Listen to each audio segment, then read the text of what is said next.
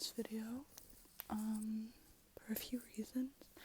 It's going to be a little bit varied, and that's because today I'm talking about, and my pile has fallen over already, some autumnal book recommendations and my own reading list for this year. So these are all of the books that I have to recommend to you that I've read. Then I have a smaller selection of books that I haven't read here. But I do have a good few, and I'm very excited to show you. Some of these you might have seen in my other ASMR book video, my video about my favorite books, because for whatever reason I feel like I read a lot in autumn, because I'm always super busy in the summer and I never get to read as much as I would like, and I don't know, I just kind of get burnt out of playing video games and stuff and that kind of thing,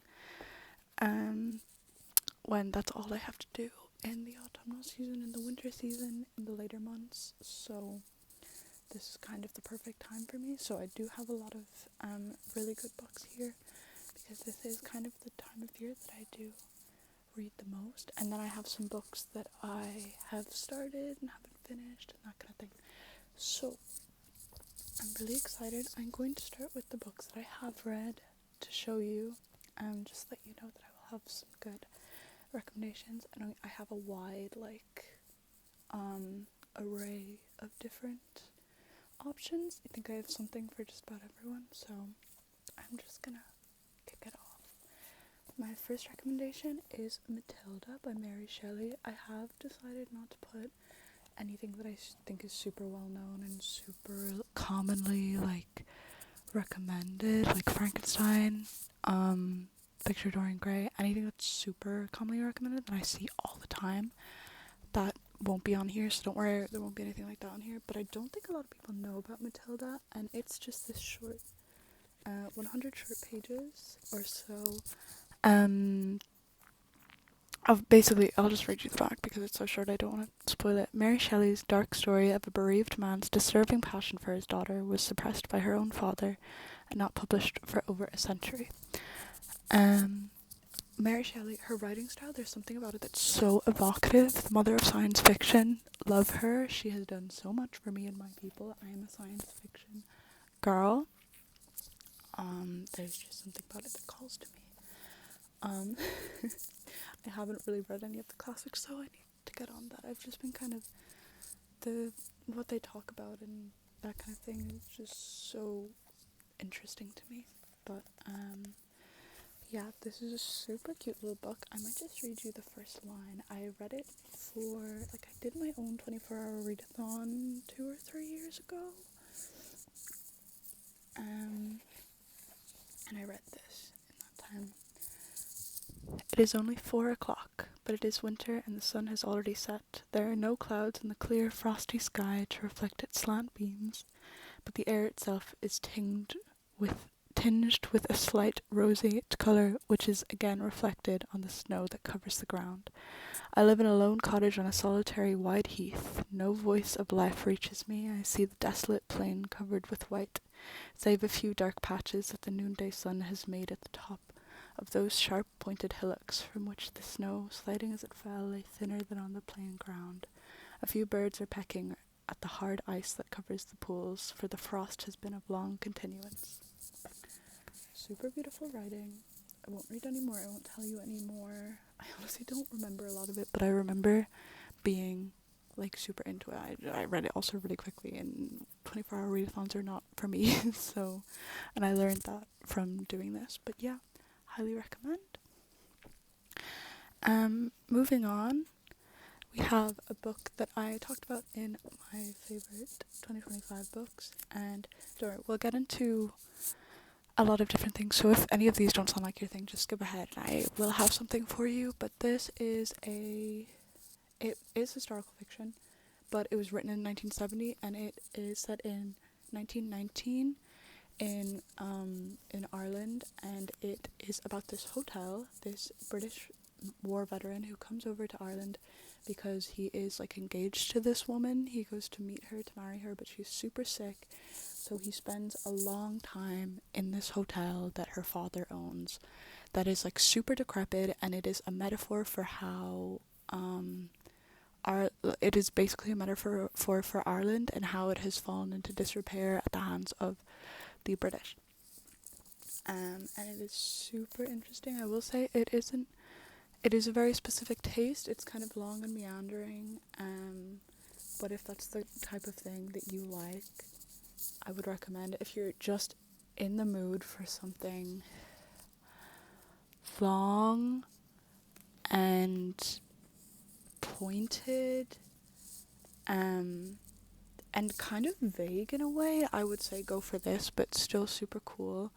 Really love it. It is the first of a series. It's not all related, but it's the first of a series about, I'm pretty sure, just like a bunch of different places under colonialism or something about colonialism. There's two others, I forget what they're called, but these covers are super gorgeous. And also this won the Booker Prize, 1970, so would highly recommend. Next up, I have Truman Capote's Breakfast at Tiffany's. This is maybe one of the most well-known books here, I would say. I haven't watched the movie, I've never watched the movie, but this is just a really cute little book, and as far as I know, the book is really different from the movie. Again, pretty short. It's just about this man who is observing this woman. All I have to say is that she's bisexual in here. It's short, it's funny, there's not too much going on, but it's just like a little romp, I would say. I honestly don't know what to say about this. I reread this every once in a while. I think, have I reread it this year? Maybe. I'll have to get on that again because I do really like it for some. I don't know what it is about it. It's just an easy read. It's just fun to read. If you want to get back into reading, or you maybe want to like start in on classics or something, I would say start on this. It's nothing too deep. It's nothing too crazy. Just a fun time. So yeah, that's what I would say. I would recommend, and also she is so beautiful. Next up, I have non-fiction, which is Pandora's Jar: Women in Greek Myths by Natalie Haynes. She has written a lot of non-fiction and fiction about Greek mythology. This is about 10 different women in Greek myth. I read this a long time ago. I think I read this when I was like 15, 16. I think I was 15. Yeah, I was in 5th year. I read this a long time ago. It's really good. It's like 10 kind of like 30-ish page essays each on different women in Greek myth and what their myths tell about how women were treated at the time, how it reflects upon our societies today. There's some really interesting stuff, like, what was it, Jocasta or something? Was that Odysseus's mother, and she killed herself in a masculine way. I think it was by hanging herself instead of in the feminine way, which was poison. Like, women always poison themselves. She hung herself instead after she had been with her son unknowingly. And there's something about that was so pointed and interesting to me. That's like, I just remembered that. I'd honestly kind of forgotten about that also. There's some nice sounds on this.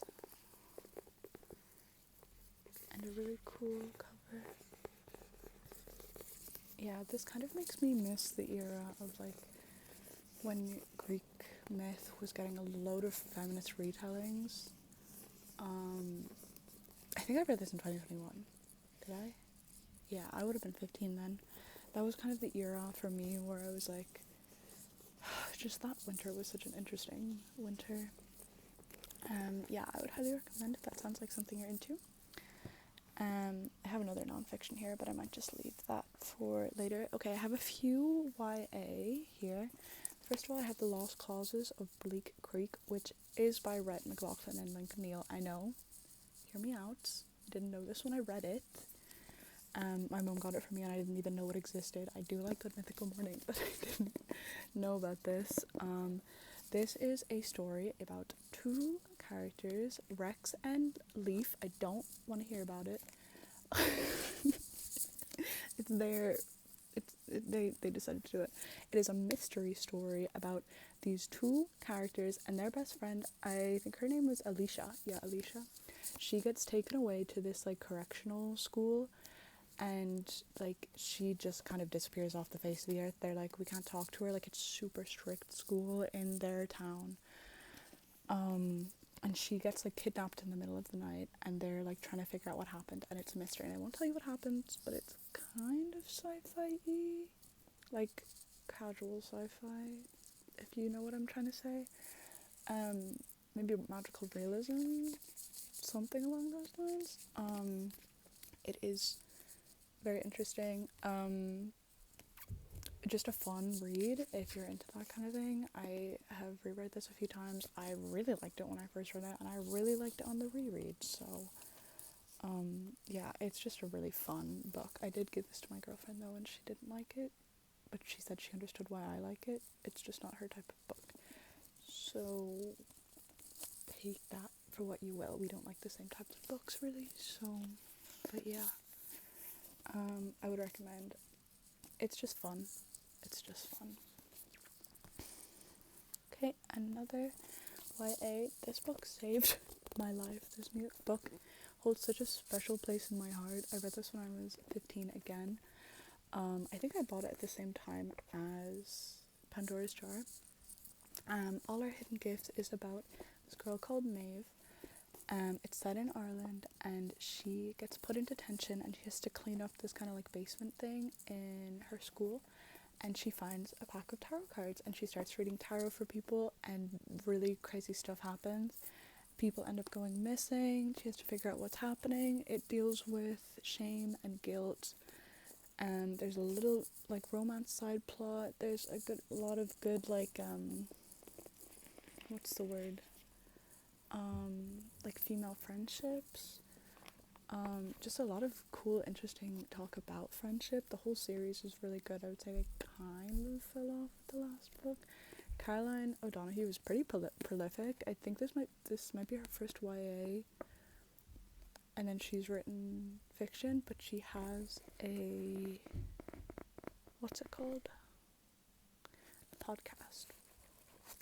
Yeah, really cute. It means a lot to me. This book just got me through such a hard time in my life. It gave me such a glimpse of joy, and it really just like resonated with me. So I would recommend this.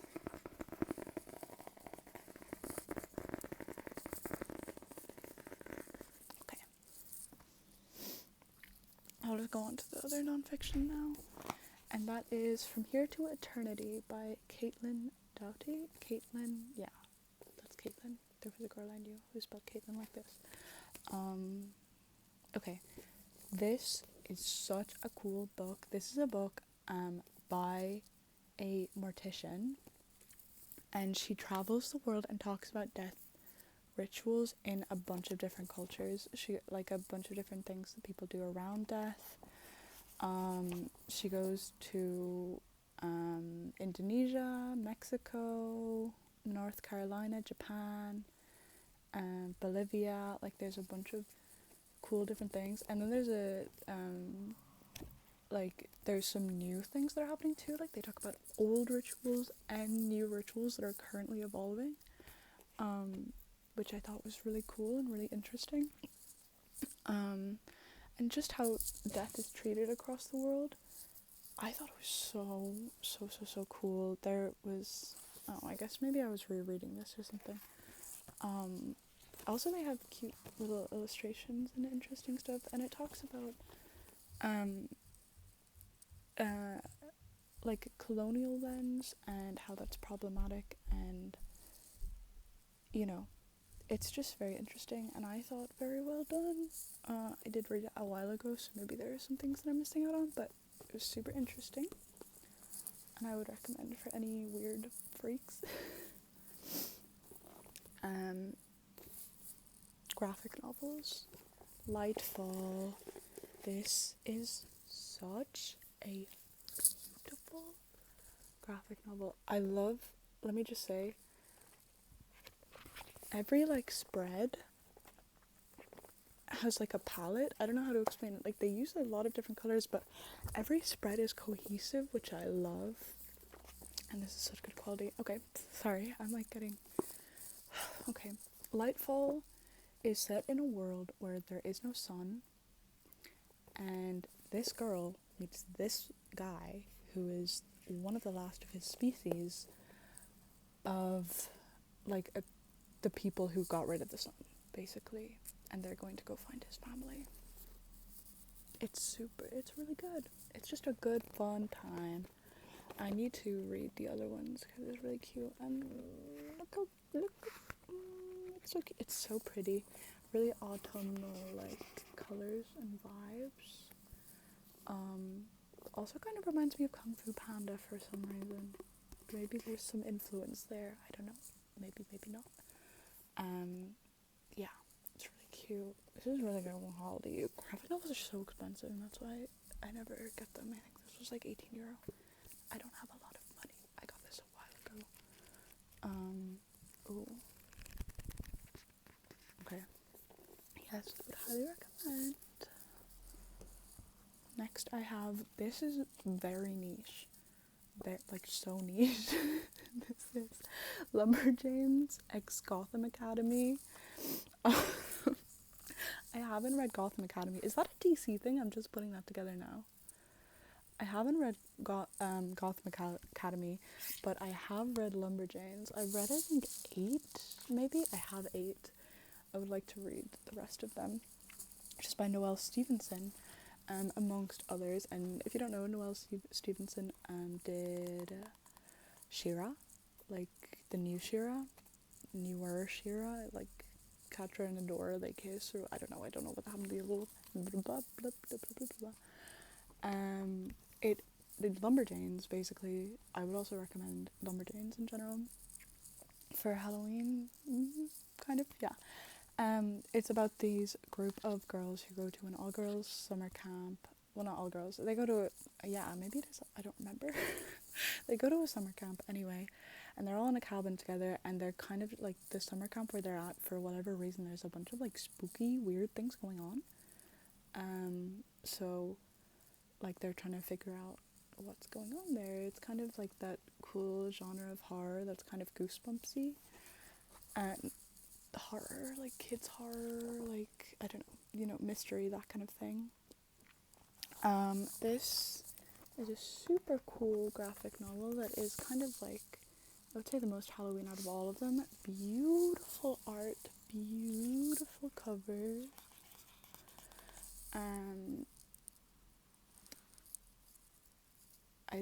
I'm just gonna read what happens at the back. When a teacher at Gotham Academy goes missing, it's up to Olive, Maps, Colton, Palm, and Kyle to figure out what is happening and how to get her back. That's the Gotham Academy. With only an outdated birthday invitation as the clue, they find themselves in the middle of the woods with no idea where to start, with the sudden appearance of the Lumberjanes, who are on the hunt for their missing camp director. All clues point to an abandoned cabin with more secrets than cobwebs. So a cute little mystery. I like these sounds. Like super matte cover.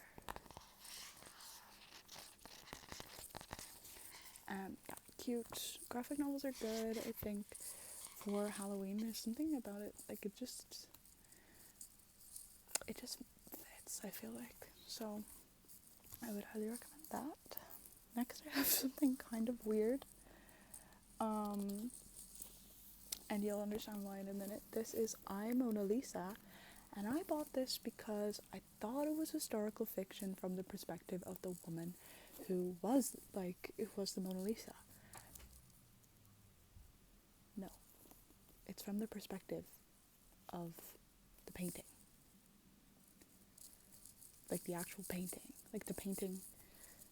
Okay, the premise is that like these masterminds can speak to paintings and speak to their paintings, and it says a bunch of weird stuff. Like, I think it implies that, that Michelangelo was fucking his sculptures and stuff, but it's super interesting, and it just sounds like something that you would be into, then read it, because it also goes through the history of the Mona Lisa, like where she's ended up, which is kind of interesting.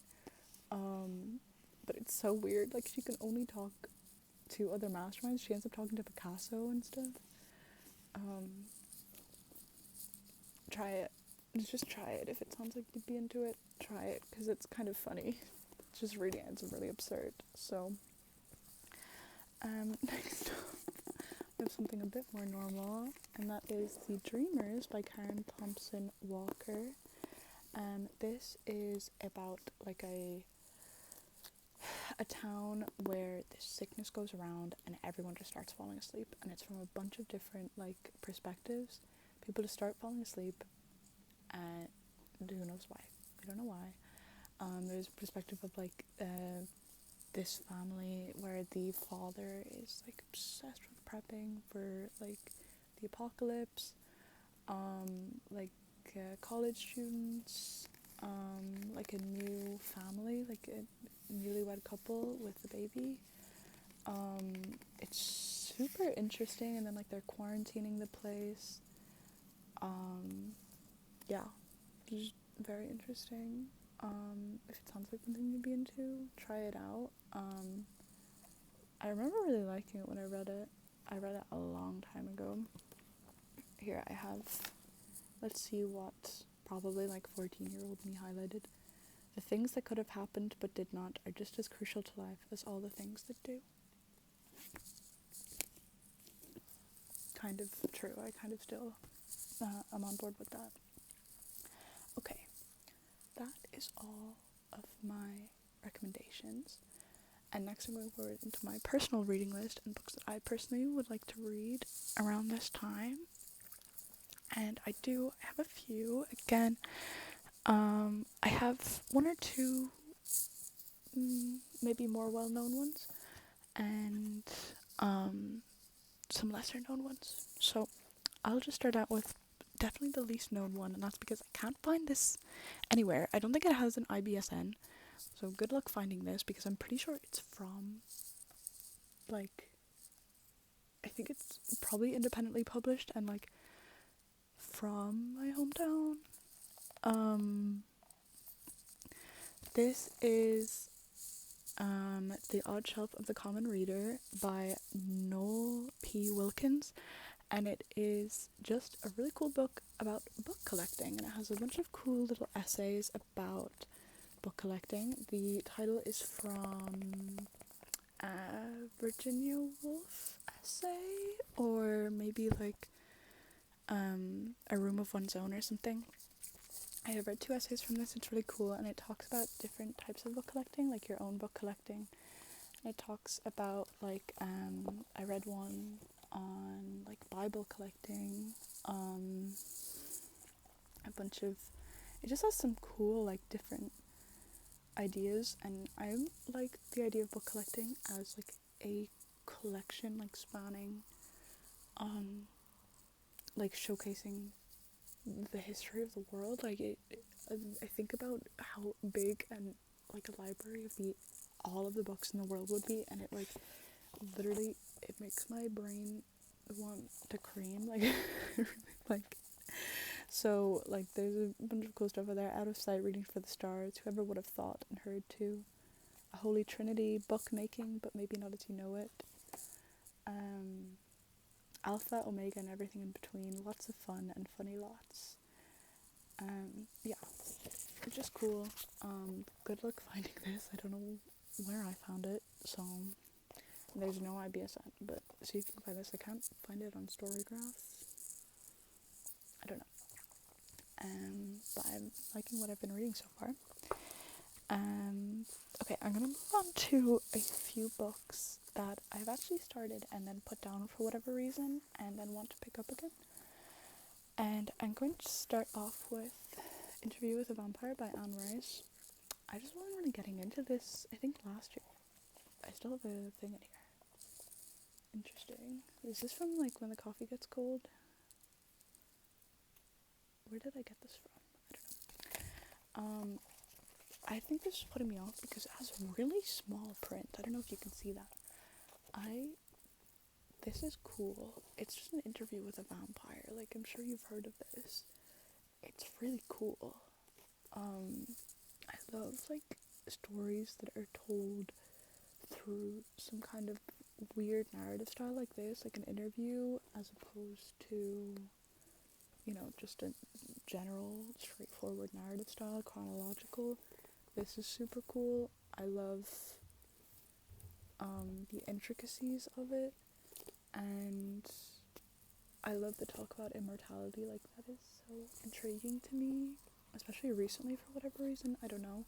I actually think I might pick this up because I've been in like kind of a medieval-y mood, and I feel like this will pick me up. Does anyone have any books about like knights? Like cool knights?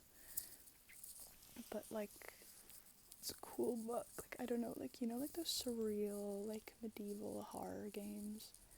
I want that in book form. So if anyone has anything like that, please let me know. Like, what's that game where you're in like 15th century Slovakia and you're an alcoholic knight? I want that in book form, please. Okay. Another book that I would like to pick up is Aurora by Kim Stanley Robinson. I've read half of this and I really like it. I don't know why I put it down. I guess it just wasn't working for me at the time, and I do have a few little tabs in here. Basically, Aurora is a ship that was sent off Earth. I think it's around it's a few hundred years in the future, to go and find like a new home for people to go to, and they have been traveling for a good few generations, and then they come to a planet. I'm pretty sure Aurora isn't the planet around it. Aurora is the ship, and it follows one of the people on the ship, and there's a couple thousand people on the ship, and they find their place. They find a suitable place for them to go, and then they are kind of discovering the place and like figuring out how it works, and I was really enjoying it. There's something about it that was really interesting to me, and it just sci-fi is really fun. I don't know, like, just sci-fi is if you have like any existential questions, there is a sci-fi book that will solve your problems. And Kim Stanley Robinson is very well known. He wrote the 2312. What did it say? I edit all the numbers. I don't know. Yeah, I would really recommend. There is one quote in here that I think about all the time. I'll just read it out for you.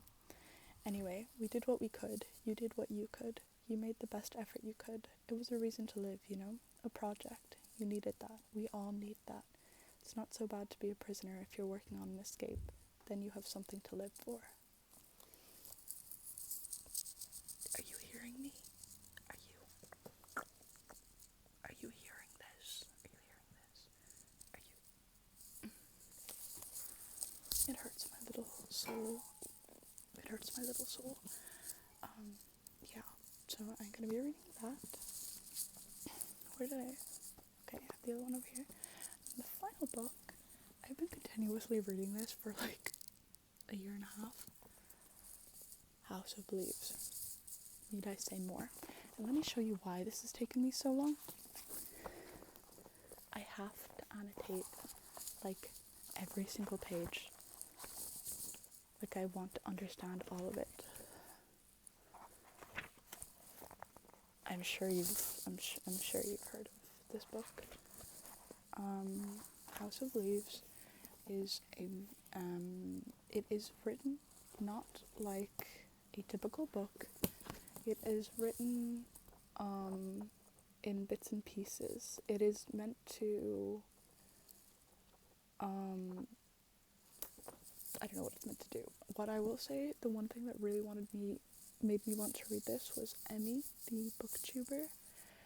She likened this book as she has post-concussion syndrome, I'm pretty sure. I don't quote me on that. I know that she had a pretty bad concussion, and she said that this book feels like being in a concussion. This is about the house.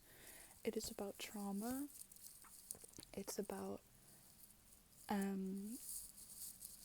like it's about space, and this also is intriguing to me because it inspired my house.wad, which, if you don't know, is a really cool Doom mod. Watch like the Jacksepticeye video on it. It's so cool. It's so cool. Like, I don't even know what to say.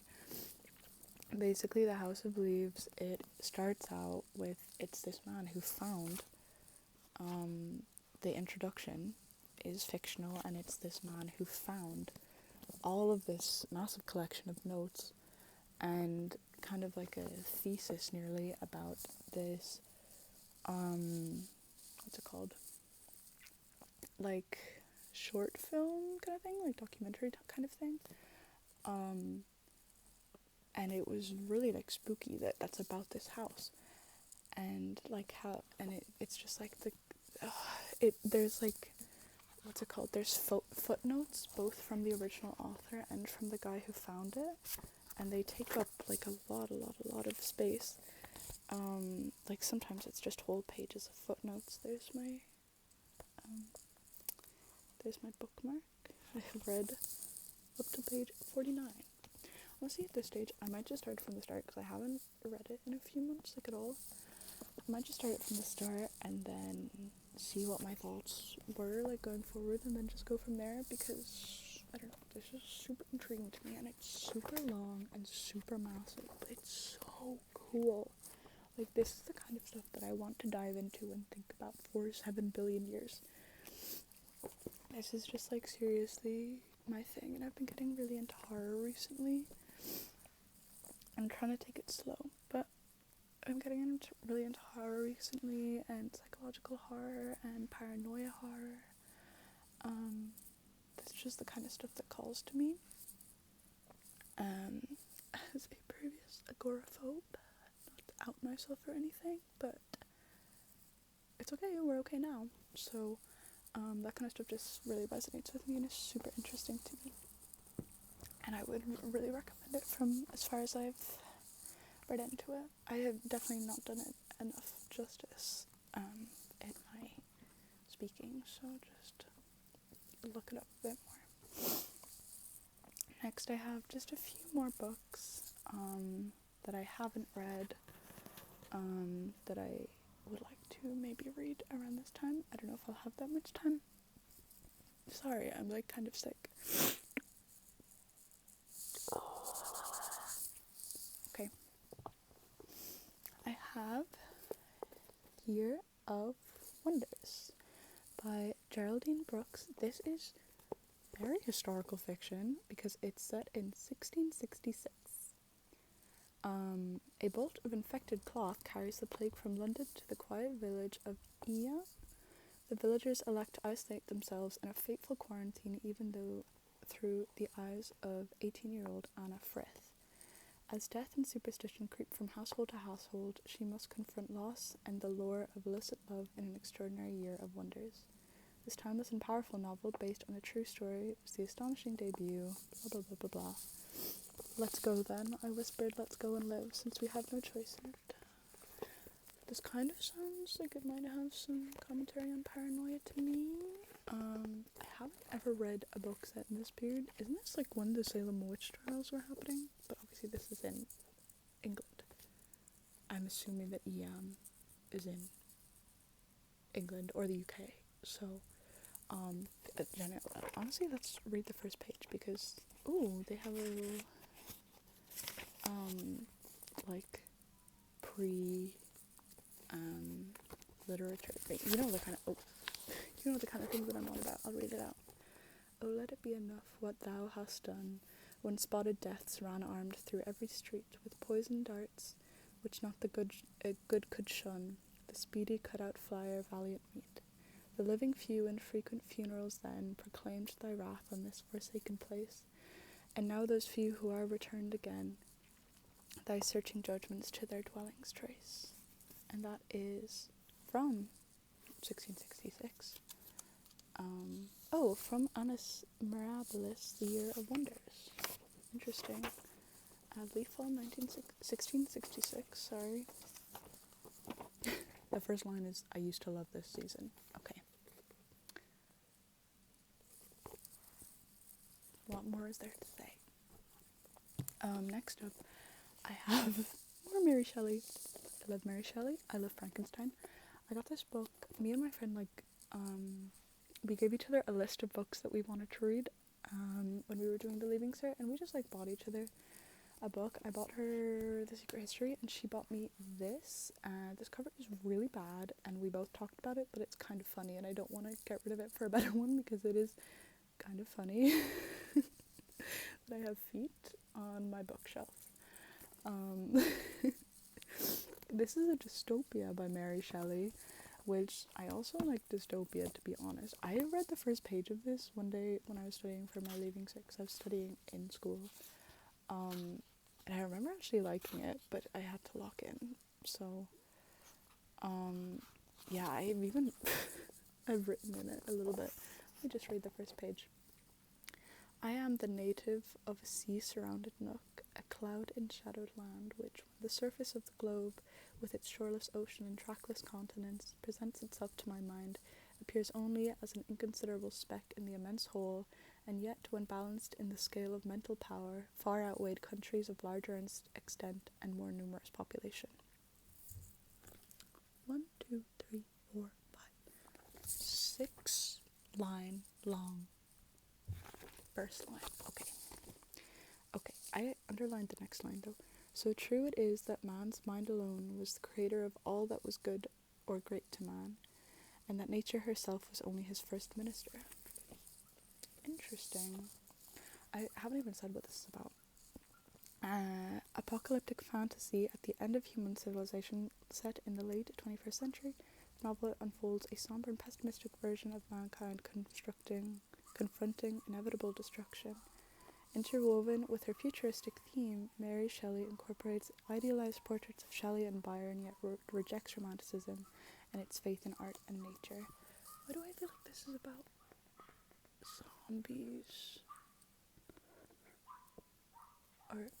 Or I thought, sorry, is what I should say. Language student and I can't do anything. Okay. Yeah, I'm also into zombies recently. What's that book? Oh my god, the book in the Fitzcarraldo edition about zombies. Someone remind me, please. Okay, sorry, that's completely irrelevant. Yeah, I want a dystopia. I trust Mary Shelley. I just trust her. Okay, that's all I have to say. The final book that I have is a classic, and you will have probably heard of it, or at least the author, or I would hope so. That's because it's Bleak House by Charles Dickens, which is a mystery. It's a mystery. It's one of Dickens's finest achievements, establishing a blah blah blah. It is at once a complex mystery story that fully engages the reader in the work of detection and an unforgettable indictment of an indifferent society. Its representation of a great city's dark underworld and of law's corruption delay draw upon the author's personal knowledge and experience, but it is his symbolic art that projects these things in a vision that embraces black comedy, cosmic farce, and tragic ruin. Really big, so I think I'm gonna have to choose what I'm in the mood for between these two, because I am writing this on the day that Taylor Swift released her 12th album. Sorry that I know that. I haven't listened to it. And by that I mean I have a full 4 weeks, but I don't think I'm gonna I have a college degree to work on, so, and I have lots of horror games to play, so we'll have to see. I'll read the first line of this too. Sorry, I should have done this for my other for the books that I was recommending. I mean, cute little, I love these Wordsworth editions are really nice. These Wordsworth editions are why would they do that? Not super durable though, but they do look pretty. London. What more is there to say? Okay. Thank you so much for watching my video.